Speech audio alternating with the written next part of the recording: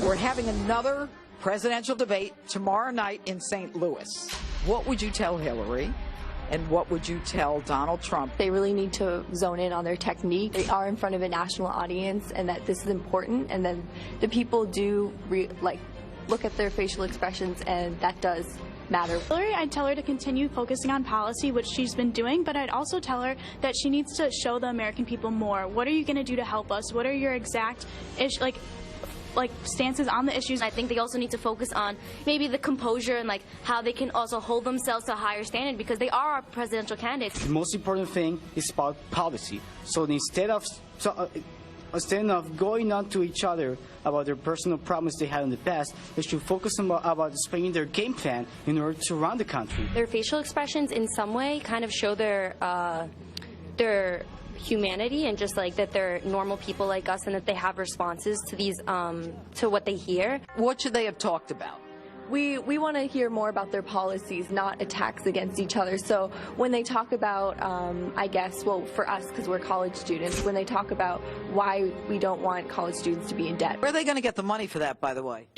We'll have to see. I would kill to take this course. I really would. Why was Hillary smiling when she was being criticized by Donald? If it was a male and he was smiling, we wouldn't be focusing on as much. We're focusing on... Do you really believe that? Yes, oh, come on, get past it.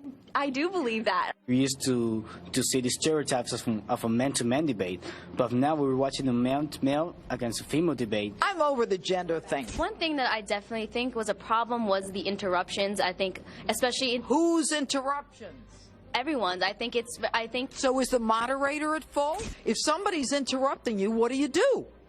I think when the moderator interrupts the debaters, it's for a purpose. She's making sure that they're answering the question and making sure that they're getting out the information that the people want to hear, versus when the candidates are interrupting each other, it's really taking away from the debate. The problem is we've allowed this debate behavior to go on for too long that now... Oh, baloney! That you got a strong moderator, they're going to stop it, period. Bringing up all these personal attacks isn't very good for the debate in general, because we want to know about policies. We don't want to know about your personal history. What would you tell them going into the next debate tomorrow night in St. Louis?